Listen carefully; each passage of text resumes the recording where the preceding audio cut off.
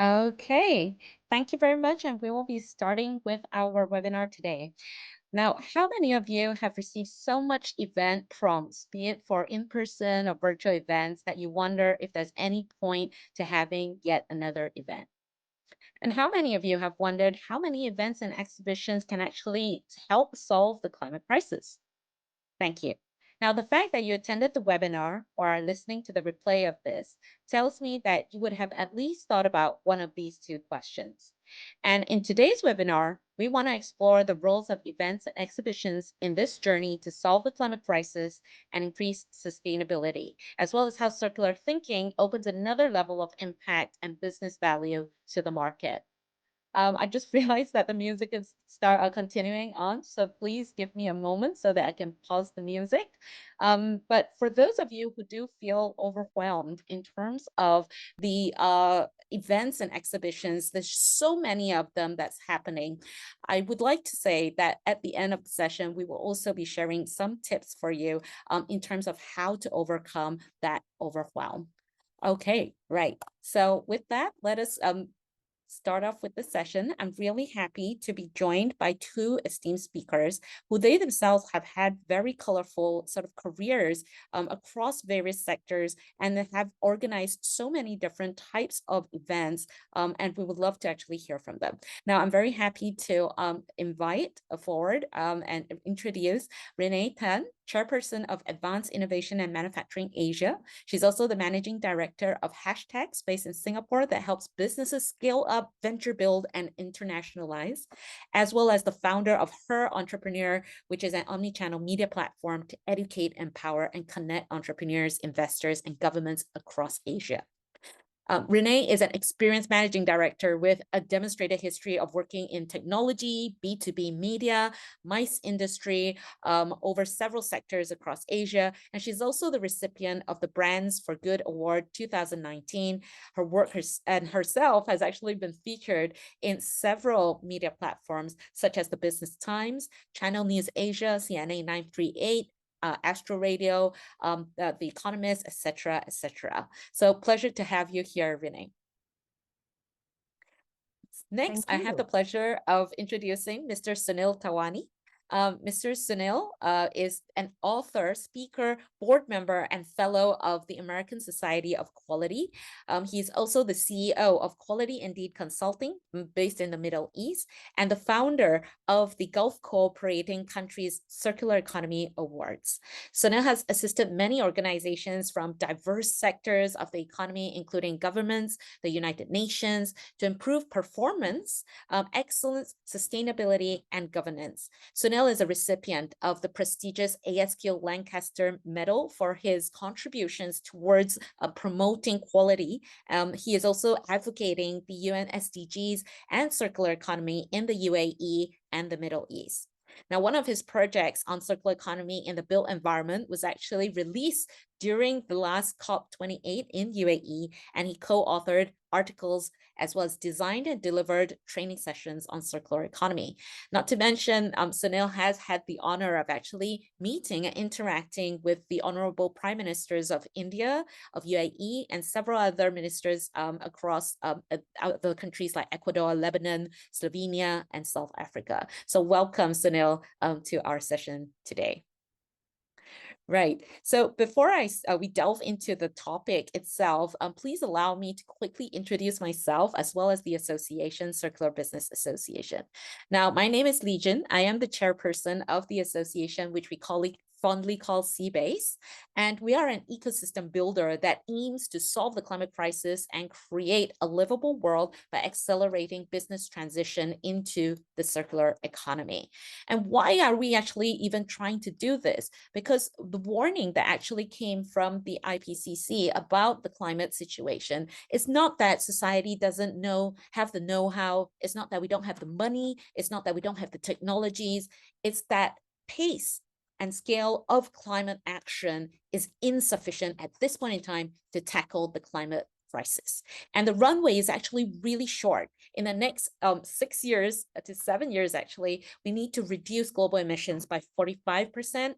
As of the latest report that we see, we've continued to increase, although the global emissions have increased by only 1%. So that's actually a great effort already in that direction, and we want to continue accelerating that. So Circular Business Association, we actually answer the who that can implement and deliver sustainability and climate commitments on the ground. And in order to do so, we need to build a circular ecosystem that is profitable so that we can continue to accelerate in that direction and make sure that whoever is already ready with their climate and sustainability commitments can actually deliver as promised. Now, why do we choose circular economy as our guiding pathway? Is because we realize that 45% of emissions is actually embedded in how we make and use products on a daily basis, not only as individuals, but also as businesses. And consumers, again, not only as individuals, but also as businesses, can't actually get us there on their own. Because not only do we need to tackle how they access goods and services on a daily basis, we also need to tackle the big elephant in the room, which is how we're going to make the livelihoods from becoming sustainable. So the circular economy as a systems level framework really gels together with these objectives that our association is trying to achieve, because it emphasizes on a lot of upstream thinking, the restorative and regenerative approach towards solutions. And it talks about entire systems change that would deliver net positive and not just sort of net zero. Yeah. So we're not just talking about doing less bad, but actually doing more good. The challenge, though, is how are we going to rapidly replace all linear economy products with circular economy products in the next 7 to 8 years? And by this, I'm not just talking about physical products, but also soft products like hardware, software, services, etc., so that we can deliver the performance that society needs and the economy needs, so that we can generate that well-being as aspired by the Sustainable Development Goals. So we are working towards building this profit-driven circular economy ecosystem. We're not only talking about people in recovery and repurposing or raw materials, but also manufacturers, quality and compliance, distributors, service providers, the end users and fan base themselves, as well as investors, talents across business functions. It doesn't matter if you're an accountant, a lawyer, etc., product designers, logistics and delivery, technology providers, and of course, the regulators themselves. Now, of course, you might be wondering, how would we be able to align so many different players together? Now, one of the ways that we do so is by offering these 3 programs in the association, so it can meet people and organizations where they are and really empower them to take that next step, get them ready for it. If you're interested to find out more about these 3 different courses, please feel free to reach out or leave a yes in the chat so that we can contact you about it. But essentially, there is the ESG Ready certification program, the Circular Transitions program, and also the Voluntary Carbon Market Journey Readiness program. And how do we actually feed this ecosystem to make sure people continue to grow in it?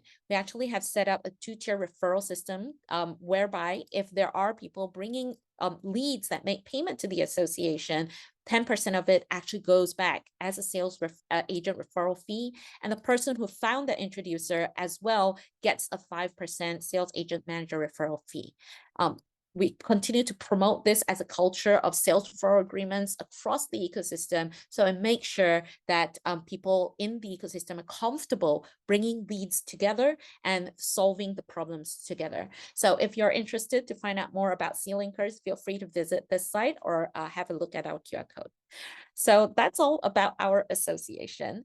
And coming back to today's actual topic itself, which is on the events and exhibitions sector, I'd really like to, open it with a few sharing about some of this impact of this realm. How big is actually this market? We just see, events as a lot of happenings that's around us, but how big is it actually?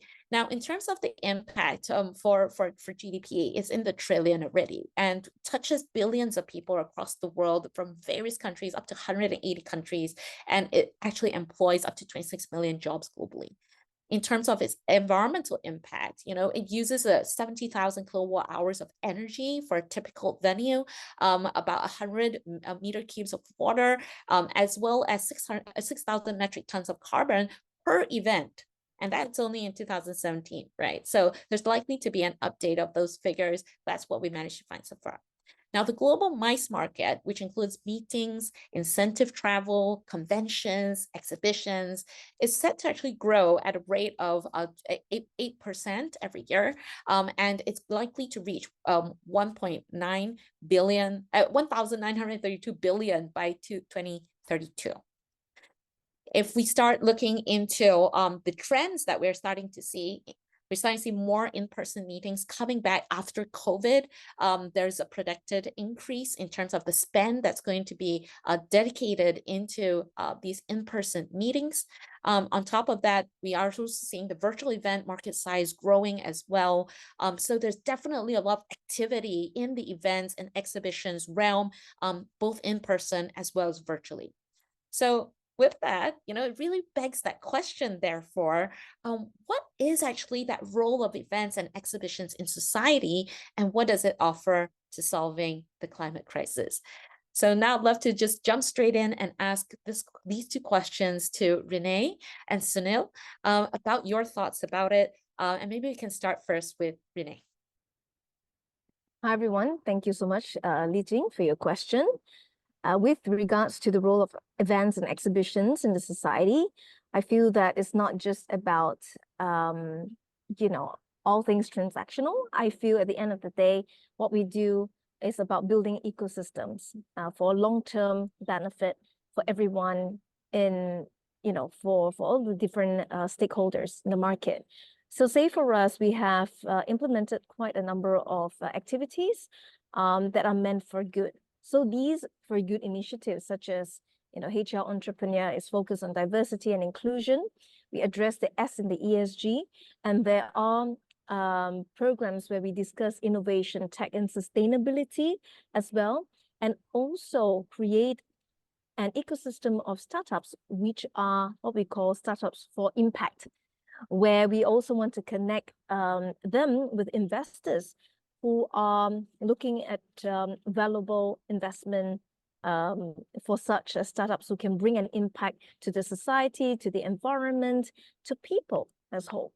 So, as we all know, events, exhibitions can bring people together to share knowledge, to network, to drive certain business opportunities, and foster collaboration, right? But it can also be beneficial for the economy as well, as it boosts hospitality and create jobs in the area of tourism too, and also a place for public engagement.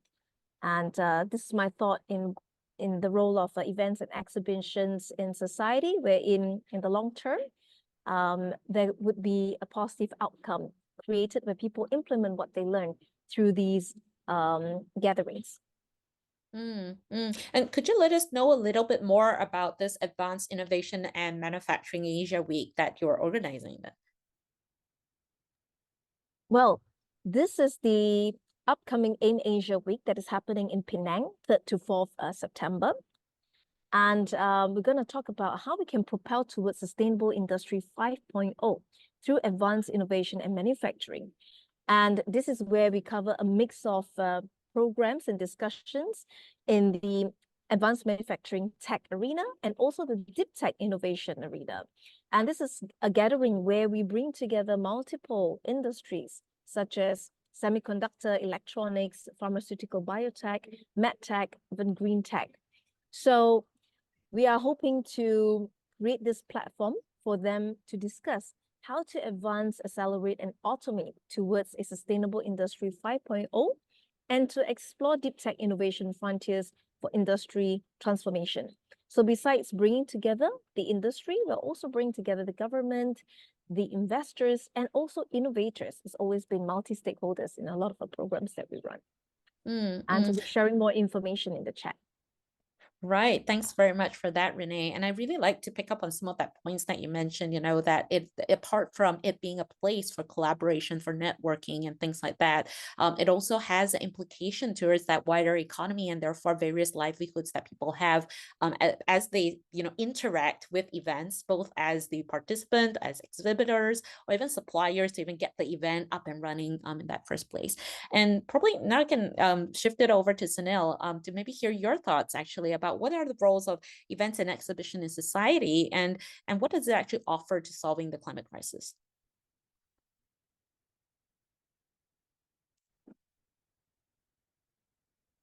Sorry, Sunil, I think you're Yeah, still mute. Yeah. yeah.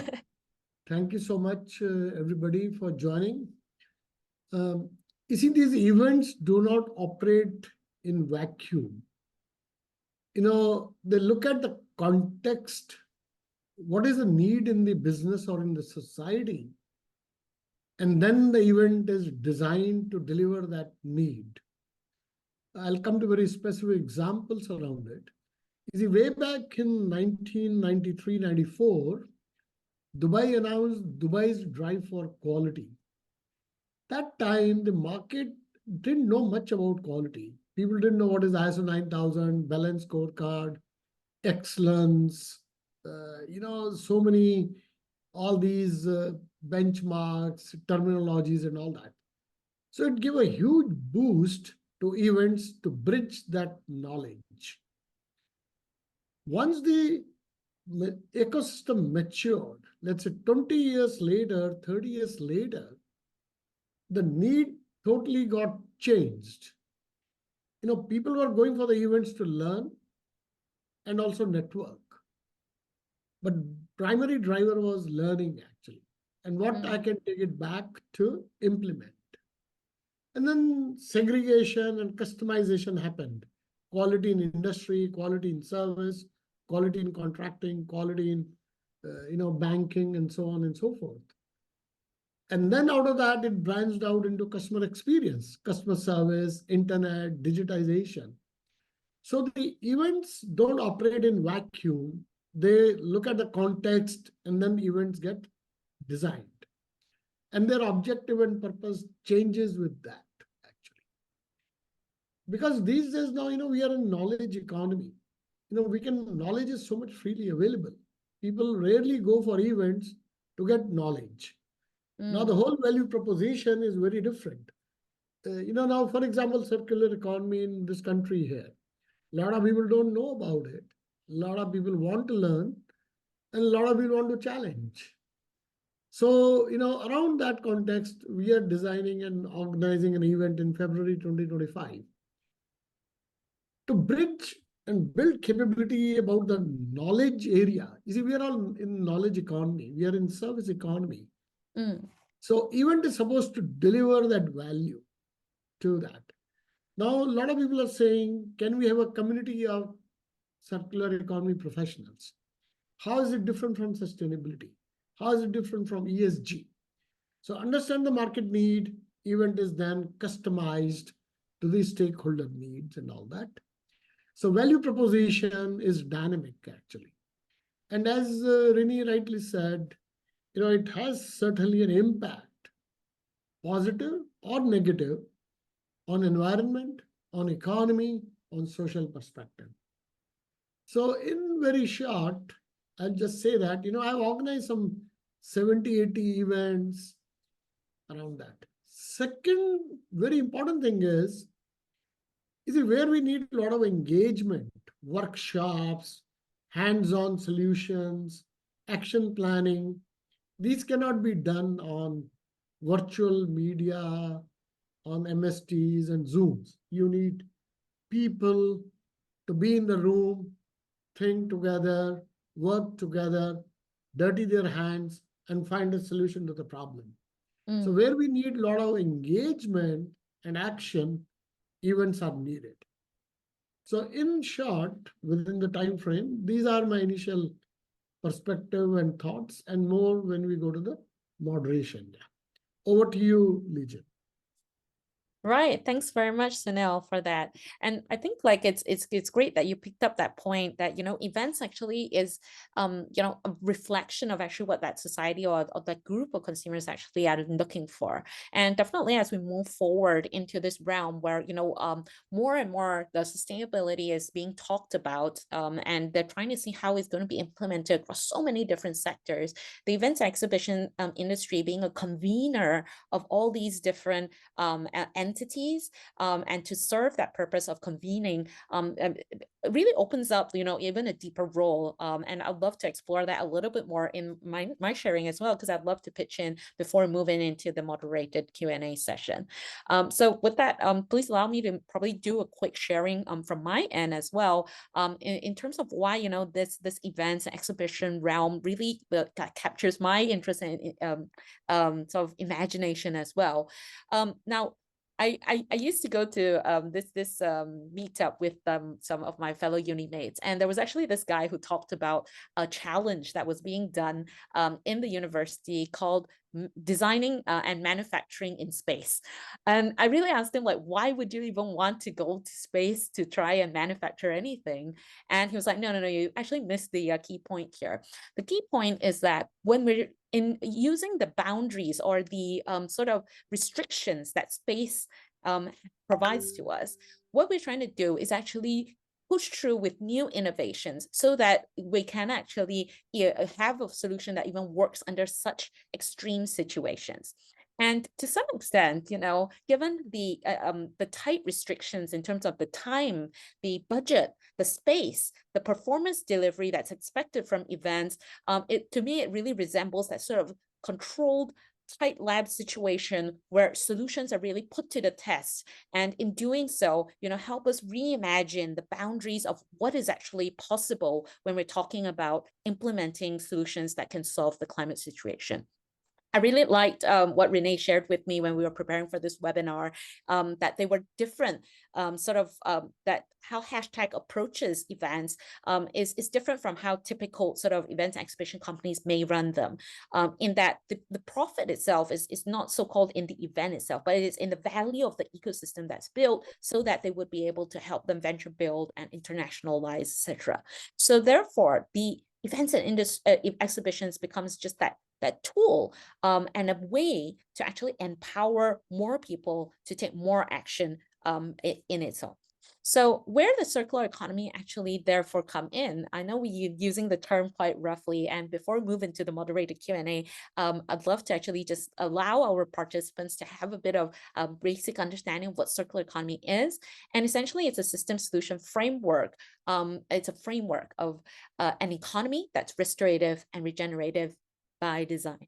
And these two words, by design, is actually a very important part of the circular economy because it talks about intention right from the beginning rather than something being an afterthought. So recycling, unfortunately, is still very much an afterthought. You get to the end of the pipe before you start thinking about what can I do with it. Whereas when really using the circular thinking, you're saying that what is it that I can do to even design out waste and pollution right from the beginning? What can I do to regenerate those natural systems that provided us with all these various resources in the first place? And how can I actually keep products and materials in use at its highest intended performance before I, change it into doing something else? Right? So if, let's say, you had food, you would want that food to feed people instead of just being converted into biogas energy, for example.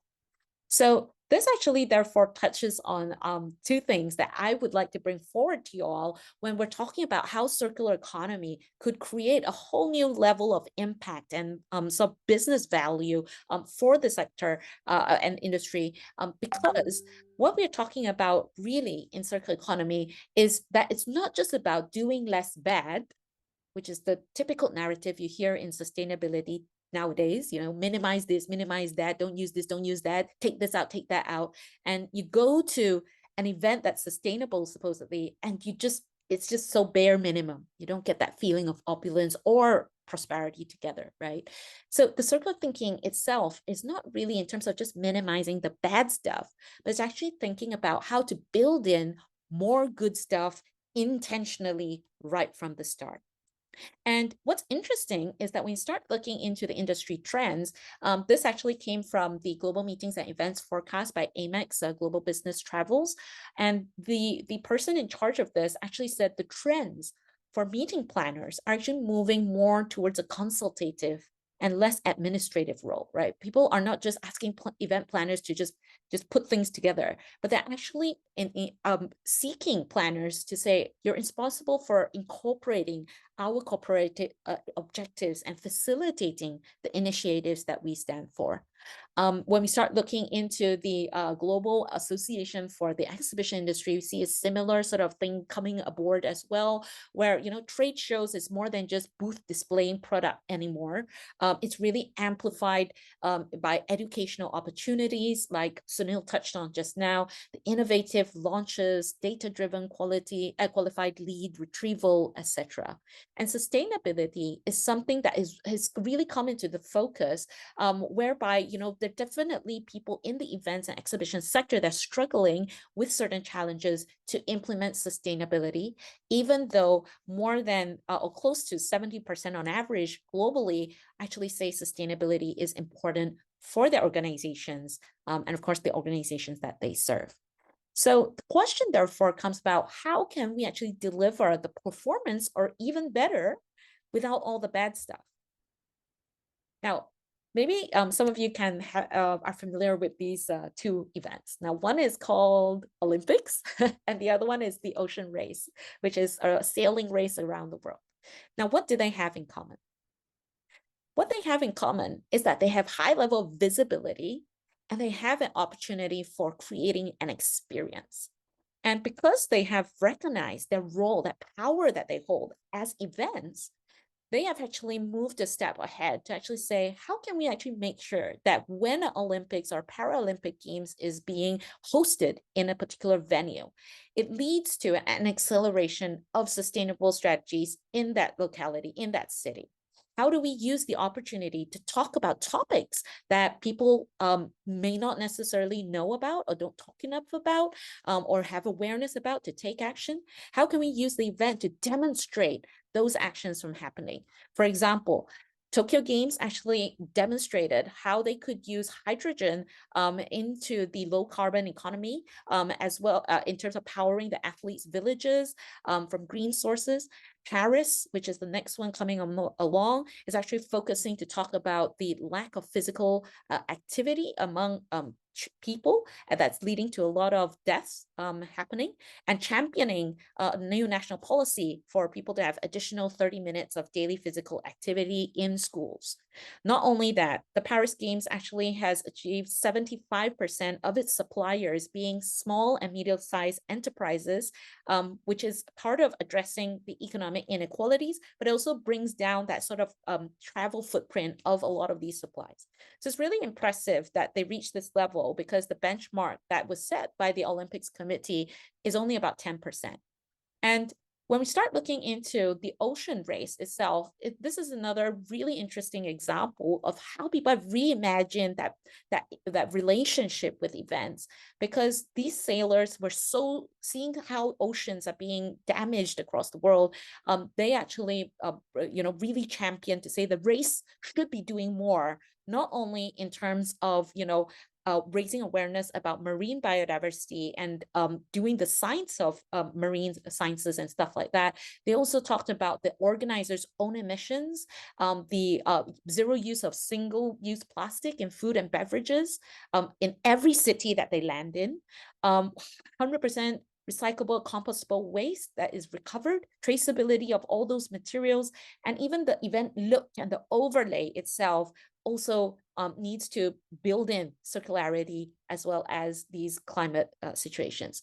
So when they actually brought the race to these different cities, they could actually engage with the people in those cities to talk about these key topics that they were very interested in, including sustainable seafood, including, these material traceabilities, etc. Now, probably at this point, a lot of people will panic, because they're like, I can't plan everything in that event. It's a lot of things are out of my control in that sense, and we're dependent on another provider, which actually is where circular lens number 2, that's very important part in the circular economy thinking, is systems design. You are not the whole elephant. You're not the whole system, right? You could be the spine, the nerves, the lungs, the kidney, the brain, the heart, the skin, the toenails, anything.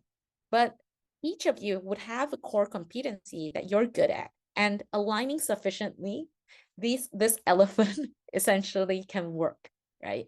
And that's what we're just trying to do. And a truth bomb that a lot of people miss is that most companies, even the clients demanding you for sustainability, They themselves are just trying to figure things out.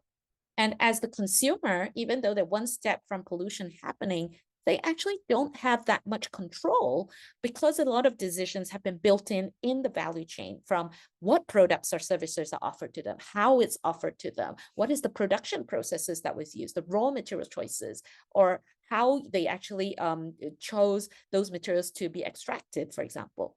So we really need to be working upstream so that for the consumer, even if there's no willpower, even if there is no moral obligation to pursue creating a better world that's livable, they would still be able to do it because it's built into those solutions. And therefore, we need to work further upstream in the entrepreneurs, consultants, investors, funders, regulators, and inventors. Now, if we start looking at the pains that people have been mentioning, how in terms of trying to put in sustainability into the events, it's really interesting, of course, that minimizing waste is the number one. But apart from that, identifying suppliers with sustainable certification or relevant sustainable practices is actually the second highest problem that people, challenge that people face. And on top of that, there is the lack of knowledge and skills and resources, as well as the budget constraints that's happening. So this really puts in like a perfect sort of like constraint situation for us to test out a lot of these solutions.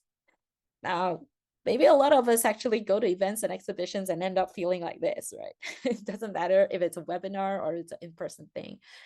But at the end of the day, somehow we have to understand our own sustainability and climate commitments and somehow recognize those right vendors and suppliers and talents.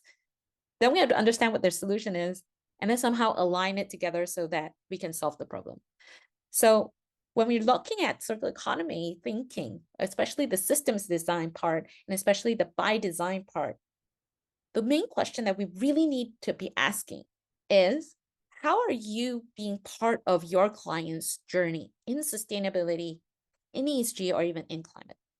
How can that differentiate your event from another's, or your supply of a solution to those events from other suppliers? How do you build in that good stuff to make sure it happens, even with no willpower? What if your event was the ultimate deployment test bed? Because if you can already do it in an event, can you actually add on sustainability bit by bit to the hosting cities or the hosting venues? And how can we actually drive all this by working together as an entire community? And we actually envision at the association that there's only 5 main things that people need to do in that sustainability journey. If they need help figuring it out, there's people there in strategy.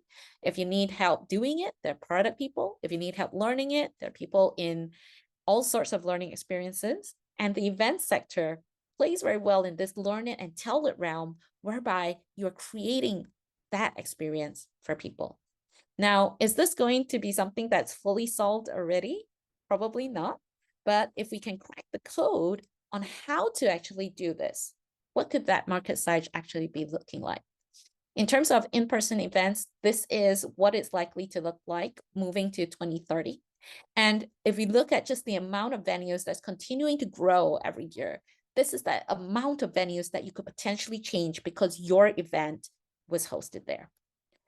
Just to give you a feeling of how it could be in just one product category, carpets is a big problem. I heard from one of our approved community that, you know, every 3 days you actually change these single-use carpets. And the carpets are mostly incinerated or thrown to landfill and creates a lot of problem. Now, if we assume that this is the total amount of square meters across the whole world for event venues that's above 5,000 square meters size, these are bigger venues. And about half of it is, filled with temporary carpet, with 60% of that temporary carpet actually being thrown away. Then what we're looking at is actually quite a bit of carbon emissions that would come out because of these carpets being thrown away. And that's equivalent to about 990 coal-fired plants operating in a year. And that's just carpets alone. When we could actually flip it across and think about, okay, if this is the bad stuff that we need to reduce, how can we now build in more good stuff? So with that, I'm very happy to move into the moderated Q&A session. and invite back Sunil and Renee onto the floor to really explore some of the key questions that we have. Right. So maybe we can start off with Sunil in terms of, what your thoughts are in relation to how circular economy can actually help to reimagine these boundaries or interpretations of that role of events and exhibition. Yeah, thank you, Legion. I mean, very happy to see all these statistics and data you have made all out effort to collect and make it a fact-based conversation. That's very impressive. That's very good. Is one of the people say policy must be based on facts. So this is really very helpful. Now, you see, coming to basically there are 2-3 main points which you covered and touched in some way. One is the mindset itself. Right from the organizers to the customer to the all stakeholders involved to the attendees.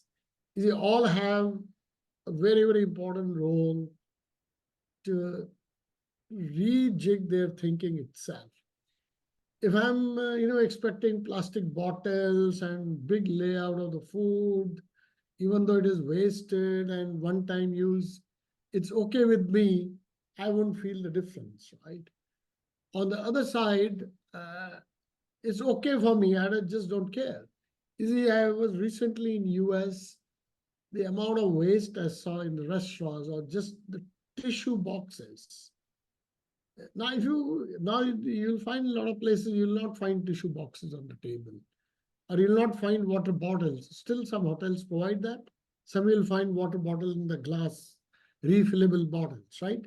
So a lot goes, and then you do a survey, and a lot of attendees say, it was not class, it was not, really my expectation. So it goes back to the mindset itself. And as you said, a lot of people link circular economy or sustainability to low level of standard. People think, I have to lower my standards to become more sustainable. So that's the demand side, So when I'm going to I attended World Circular Economy Forum in April in Belgium. In the invitation itself, it was written, please bring your own water bottle. You'll be able to get water at the venue. Don't expect plastic bottles at the venue, things like that. Second part is the organizers and hotels or venue themselves. Like you gave the example of carpets, disposable carpets and all that. You see, if the leadership of the venue or the hotel or the trade center or exhibition center is really committed to sustainability and circularity, they should put on their design thinking. As you said, it starts with design. How I'm designing the event, actually. How can I make it less impactful to the environment? And how can I offset all this? So one of the most important thing is hotels or venues themselves don't know what is their carbon footprint, right? If they have that and if they publish it and make it known, transparency is absolutely critical, which begs action. See, currently it is a dark hole, actually. I want to do good, but should I be focusing on carpet or food or air conditioning or something else? Yeah. Most of the hotels or venues don't even have their baseline. You see, example is very similar. You go to McDonald's in America, you'll get calorie count written on the dashboard on the menu card itself. If I have this burger, I've got 1100 calories. If I have the other burger, it is 800 calories. It helps me make a decision. Yeah. So I would really like to have that kind of transparency to do that. So that hotels have a choice, consumers have a choice, organizers have a choice, and so on and so forth, right? Other thing is differing interpretation of the terms circular economy, sustainability. I was in one of the circular economy forums. They said there are 220 definitions of circularity. Hey. Right. So if everybody is thinking circular economy differently, it's very hard to achieve. So I would like to just take a moment and show you one document actually. Just give me 1 sec. Can you people see this? Yep. Tell me how many people in event exhibition industry or MICE are aware of this? Mm. You know, there is a full standard on how to make events sustainable.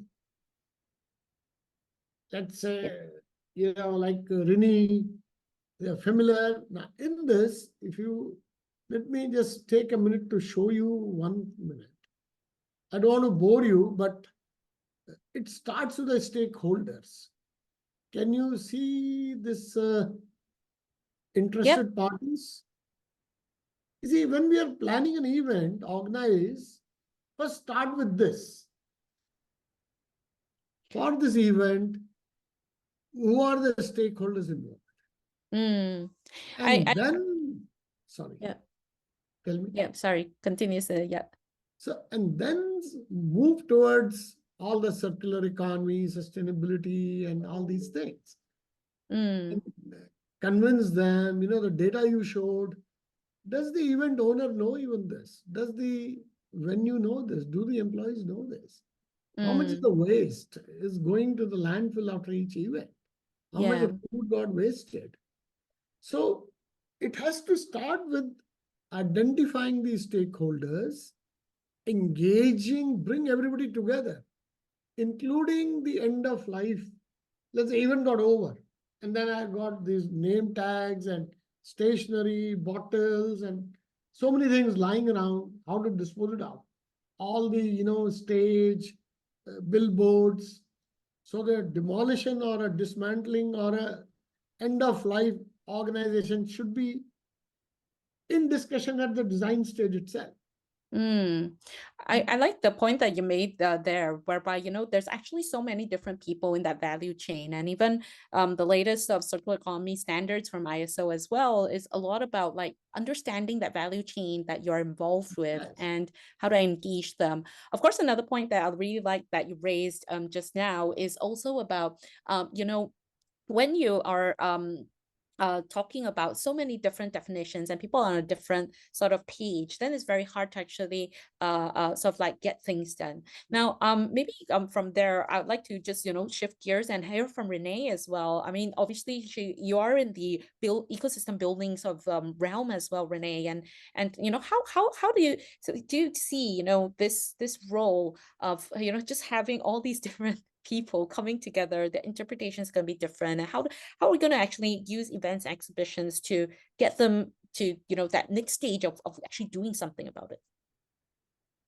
I think raising the awareness is really important.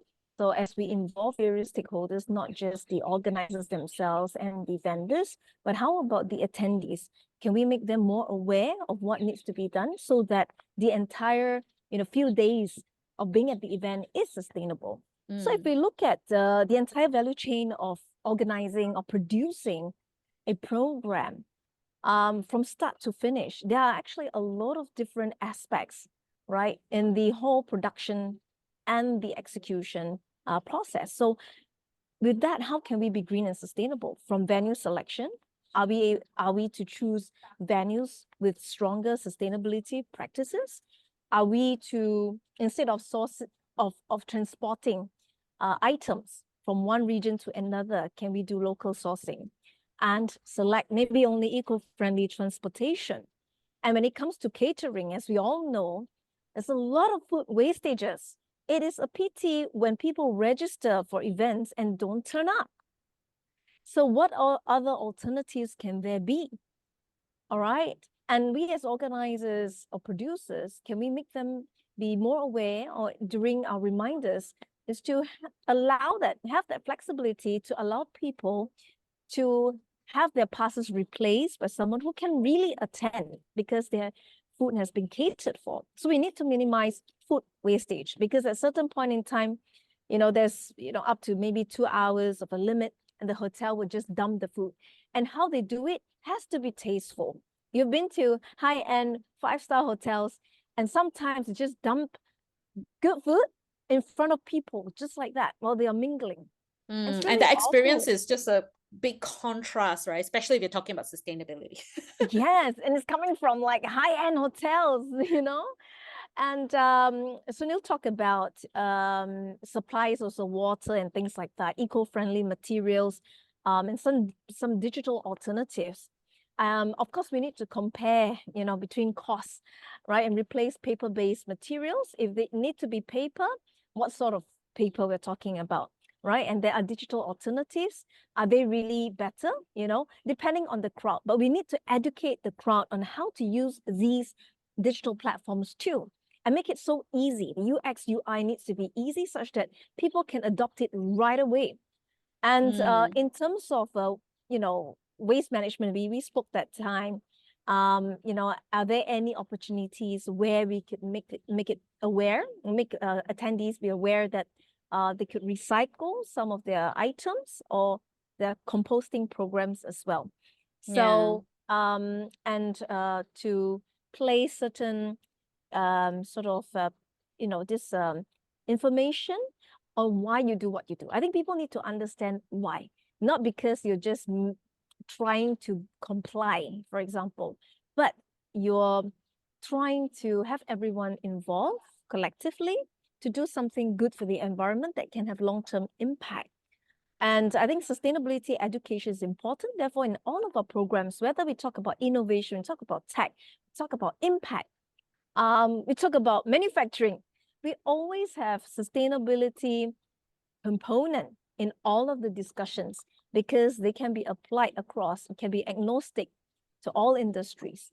So, and the other thing is for participants who cannot attend physically. So talk about carbon footprint, right? If you get everyone to travel down, then of course you have more carbon footprint, right? But are there opportunities where people who can't attend, can they even view the content online? So therefore the popularity you mentioned has gone up.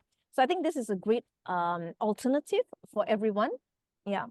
Yeah, it's great that you pick sort of like mentioned that, because we actually came across a vendor of sorts that actually provides this complete like digital twin version of the event. And one of the clients was like this big multinational company, whereby they needed to engage with their suppliers and allow different regions to sign contracts and things like that. And they managed to replace and move the whole thing completely online, but using a lot of like 3D imagery or augmented reality and things like that, to enable people to experience what those products were like, and then actually facilitating, like you said, that customer experience of that technology, making it much smoother and easier for people to ask the questions, sign the contracts, etc., etc. So that was like, it's quite amazing how different technologies are starting to converge, and as we see how they get applied into the sustainability and climate realm, there's a lot of interesting sort of like sparks that start to fly.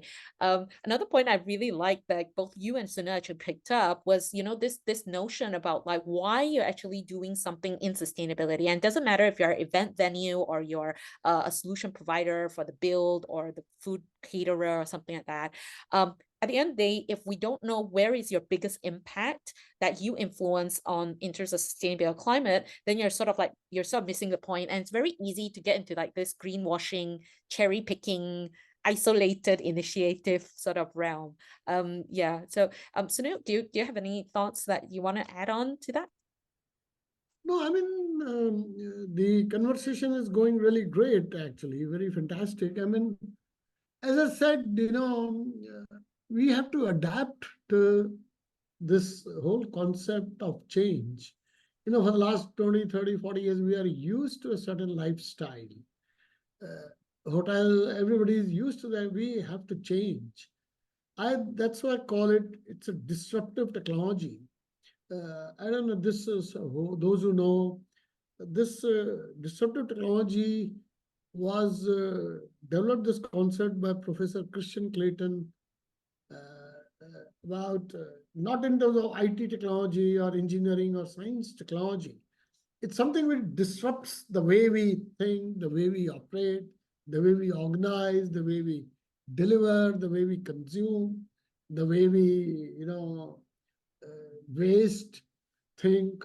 So circularity, this thing will disrupt the way world we live in, Yeah. and in my view, it will replace the linear way of working. And It it's will, very interesting that you mentioned that point, because I think another thing about events and exhibitions that we do miss is actually that fun component as well. When we're talking about disruption of how we yeah, live, yeah, it's not necessarily like taking the bitter pill per se, no, but there's actually a way for us to do it in a fun way. yeah, exactly. So we need to become more innovative. Eventually, innovation will lead to whether it is innovation of materials, innovation of designing a service, innovation of disposal, things like that. Like you're talking about Olympics and all that. FIFA World Cup, the Football World Cup in Qatar, there was one stadium. Within a week, they opened it up, packed it, and shipped it. So some other country purchased it. Oh, There was wow. no there was no need to demolish it. You see, you go to these Olympic size cities, giants. After most of the Olympic these venues, they are a loss-making proposition. The government invests billions into infrastructure, and then after that, there's just nobody going there. So now there was a stadium made out of containers, shipping containers, freight containers, and then it was opened up, tagged, and shipped to other country to make another stadium. Similarly, in Dubai Expo, I think it was a Dutch pavilion or a Danish pavilion. They just dismantled it, opened, tagged, and moved it. So we need to be innovative and creative, and without losing the fun or the The event standard. itself. Yeah. Yeah, that's amazing. And I think this is probably a great juncture to probably just quickly get some more thoughts from Renee about this. There's definitely that notion that, events and things like that are place to convene, to have fun, to experience a complete different world from meeting different people that maybe you never met. But there are so many events around, right? And how do you make sure that any tips maybe for someone to try and make the most out of any events or exhibitions, be it in person or virtual, so that they can get the most out of it? What are your thoughts, Renee, about that? As we touch upon sustainability, let's talk about sustainability of events. Would the events be sustainable in the first place, where it can run year on year? So there must be a refresh in content. There must be a refresh based on things that are most current. We can't talk about the same thing year on year. So we need to, dive deeper, work closely with the industry to have them involved in the curation. Let's talk about it's like user curated content, right? So when the industry is more involved in the programming, and you could include them as part of the consortium, right, or the board, where they can also influence the industry to be involved. So then can you create something that's sustainable, something that's fun, that's engaging, and to build that stickiness. But what's next after an event is also very important, because many a times MICE is just event after event, and that's their business model. For us, our business model is different. The end game is to help businesses land properly. We hope that they can, through the platform, that single touch point can help them to reach out to the key stakeholders that they need, be it from the government, be it from the peers, industry leaders, potential customers, or investors. And from there, what happens next? Are they able to expand their business? Are they able to do something in which it creates an impact to the business? If yes, they will come back year on year because there is value. So I think it's beyond just about event organizing. It's about what is the impact that we want to make at the end of the day for every gathering that we host and create the sustenance in the business. Yeah. And year on year, you could do something in which the industry will still want to come together. Yeah. I think that's important. That's really great points that you raised there as well. And I mean, even for the venues that are hosting, as they host different events, I can almost imagine that each event adds to the character of that venue and has that opportunity as well to sort of add to, its impact in sustainability itself. So like somebody actually asked me, London, so London has an Excel Center and it basically has been promoting its warmery and everything. But then how does that actually add on to the experience of people visiting that place? And if they were to host other events, let's say an event like AIM or maybe the Circularity Awards, can any of those solutions and in turn also be put into that venue itself to help their business sustainability? Sunil, you have a point. Yeah, just too quick. You see, we haven't talked about the cost. You see, there's a general perception, things on which is marked green or sustainable is costly. Value for money. There is one venue here, they call themselves sustainable venue. They have some degree of, green and all these things. But the price is so high. I still prefer to go to a regular hotel, and talk to them, make it more green and sustainable and circular. So cost consideration, like the battery, the solar batteries or EV cars 2-3 years back, were costly. People couldn't afford it.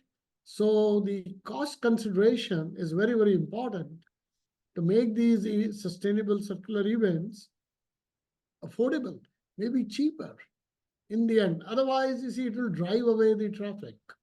It will not be successful. So cost consideration or value for money is very important. I talk to many CEOs, leaders. ROI is top: cash flow, profit, cost, margin. You see, this is the language of the CEO.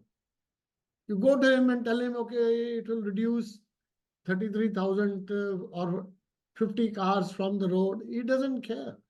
It doesn't mean anything. And that's great point to actually sort of chip in on, Sunil, because when we're starting to think about circularity, sustainability, and events as well, there are products like carpet tiles that's emerging, whereby the backing can store away carbon in a relatively stable form, and it starts asking these questions in terms of like, what if we could, through these various events, eventually be converting our urban spaces into carbon sinks itself? What if the event venue, by making that investment into these types of solutions, has a way to recover from it? For example, generating income from carbon credits because they are storing away all this carbon on their floors itself. And if another COVID pandemic were to happen and no events happened at all, no bookings happened, they would still have some form of revenue coming into the business. That these are some of the sort of like ideas, I think, moving forward for the events and exhibitions industry to consider as well. Yeah, so I know Renee is needing to go on to a meeting right after this webinar. Renee, maybe I can get your final thoughts, and then I actually have a question that's probably more suited for Sunil to answer. Then I'll direct that question to him. Renee, maybe you can share your final thoughts. Yes, as we talk about costing, I think we also in how we can balance between, to make sure that the P&L stays positive, right? So as we implement more sustainable measures, but are there ways in which we are able to also have sustenance in the business? So the P&L is important, but there are ways in which you can negate certain costs, right, through the sustainable practices. And of course, for those who do not have the prior knowledge, could always consult industry experts on this, where there are various strategies in which your accounting can be made, in a very viable manner, where you could actually benefit at the end of the day, be it from for example, sustainable loans, green financing, or whatnot, right, to help your business in the long run. That is my final point. Thank you. Thank you very much, Renee. And thank you very Thank much you. for joining us in the session today, Renee. You can drop And off now, yeah, and yeah, I'll pass it over to Sunil now. all Thank the you. best, Renee, for your conference. Yeah, okay. Yes, please. Yes, Yeah. yes. All the best, Renee, for your conference. Thank you. And you Yes, too. send me the Yes. details. Yeah, I'll look at it. Oh, Yeah. sure, sure. Yeah, Thank let's you. connect. Thank you. Bye-bye. Yeah, Lynn. Yeah. I mean, final thoughts. Actually, I'll just say, you know, this world belongs to paradigm pioneers who are willing to change the status quo and create a new world.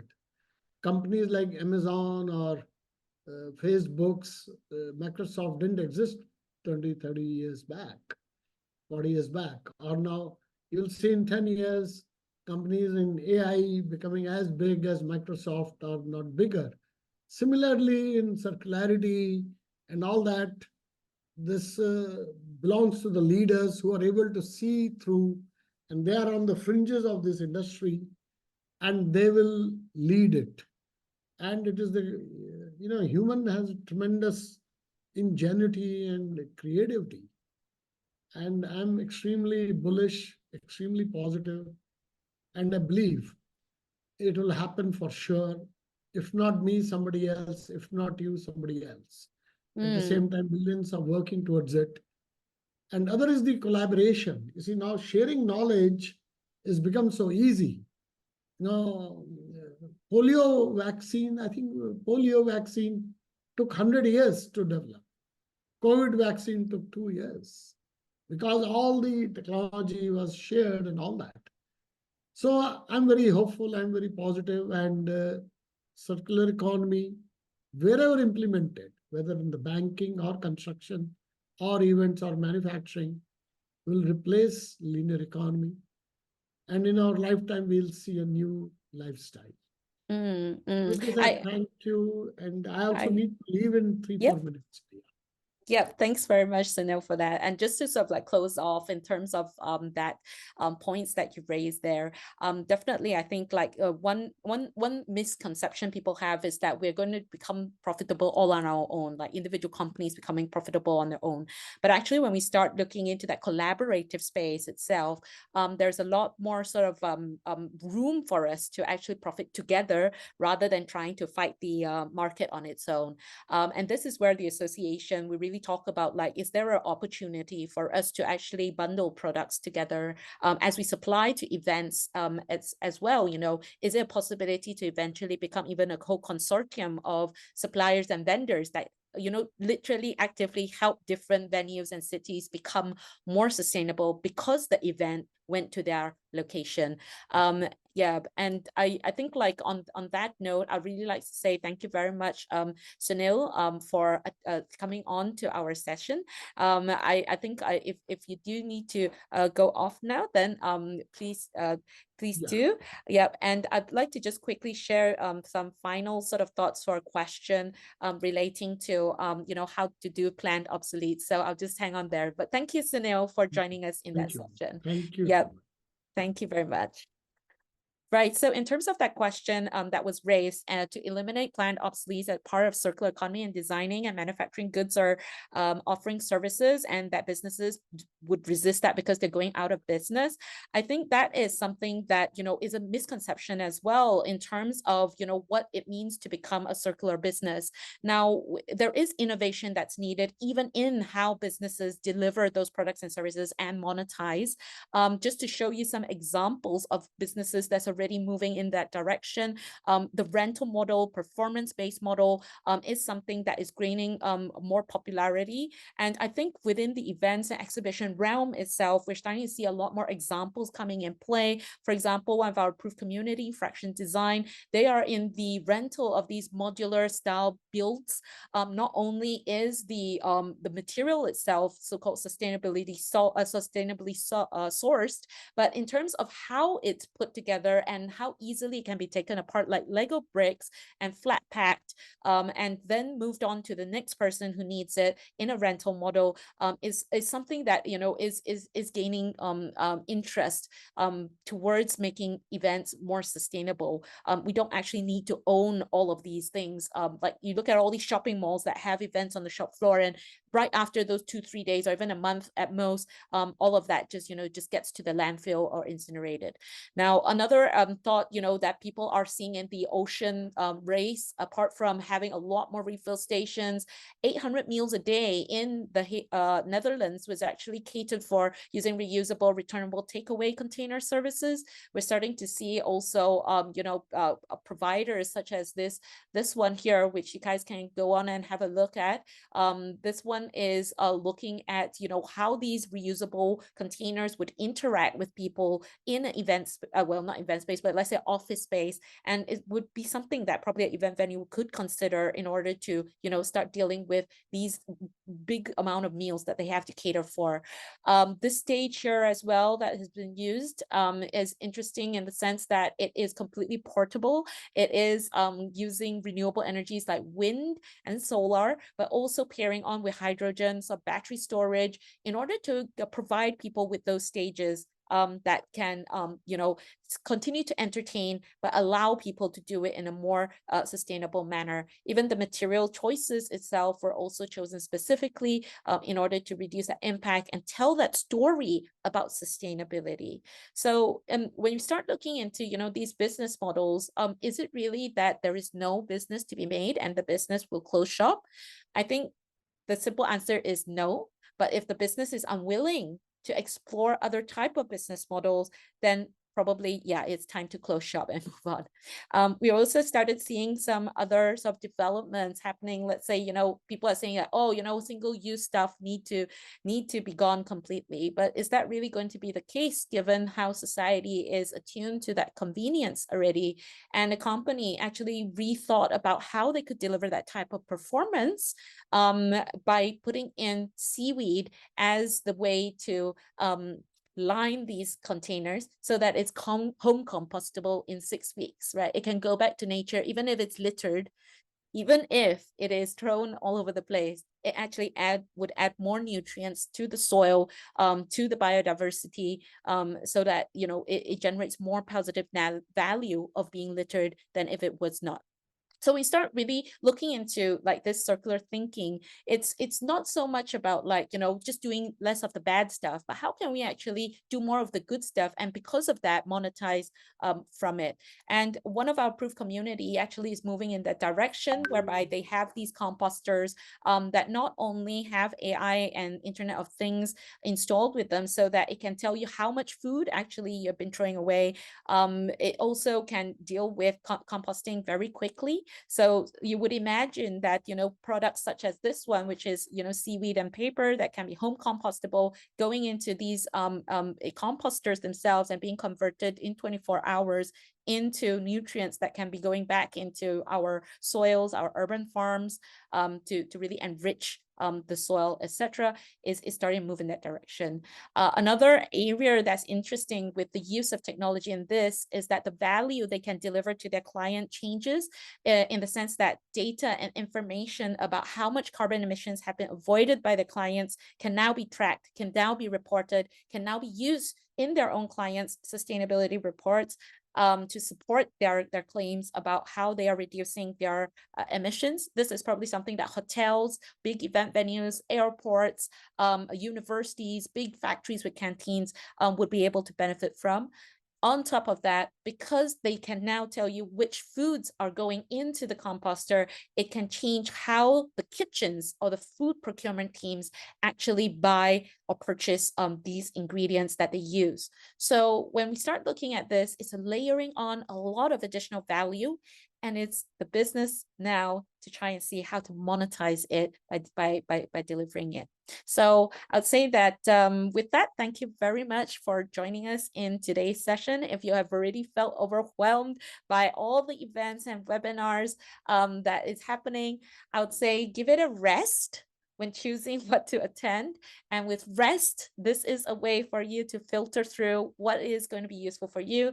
We start with R. It's always the reason, right? We talk about why you're even attending. Is it meant for networking? Is it for your community and friendships? Is it information? Is it a showcase of your solutions, or is it about building credibility? At different parts of your business journey, you might need different things. So you pick the events that actually cater for specifically those reasons that you need. Which brings us to the second one, which is empower. Does it empower action or paralyze action? Now, if you're attending a lot of events and they're paralyzing your action, then probably give it a rest and really come back to look at what is your biggest impact, where is the areas you can influence on before you go back on to look at what events are going to be suitable for you. S is specific to your prioritized outcome, right? Once you know what is that area that you can influence on, the areas that are of your biggest impact that would give most benefit to your business, not only in terms of the immediate revenues, but also in terms of that customer loyalty, that branding exposure, the opportunity to enter a complete new revenue stream. You go for those events that are specific to your outcome. And lastly, T is timing. Do you really need this right now? Okay, as we mentioned, this is a journey. We're all in a journey. And at different parts of your journey, you're going to be collaborating with different people, and different people will be able to teach you or help you on very specific things. So even if you would like to, it's nice to know everything. If you can't get into taking action on that, it's a bit premature for you to understand too much of it. Okay, so make sure that you use the rest in sort of like to help you really overcome that overwhelm of just filtering through all these event invites. Last but not least, I'll be happy to mention that Circular Business Association is an ecosystem partner for AIM. The early bird tickets for attending the conference is closing in 2 days' time. If you would like to go and get yourself the early bird tickets, there is a buy 3 free 1 option that's already available, and really be among the people who are discussing about how manufacturing and deep tech would be able to change how we experience our world and how fast we can get into sustainability. We are also a jury in the GCC Circular Economy Awards that Sunil came from. So if you would like to continue sharing about that to maybe people who would like to use that opportunity to improve their circularity, please go ahead and look at their website, www.circularity.awards.com. And last but not least, we are also the MOU partner for the London Climate Tech Show. If you're interested to exhibit, speak, or attend, please feel free to reach out to us and we can direct you over to our MOU partners. Thank you very much for joining us in today's webinar. I hope you had a good session, and we look forward to having a lot more discussion and engagement with you, because we do want to have more action. So feel free to reach out to us. If you have any thoughts, ideas, write to us and we will be in touch. Thank you and take care. Goodbye.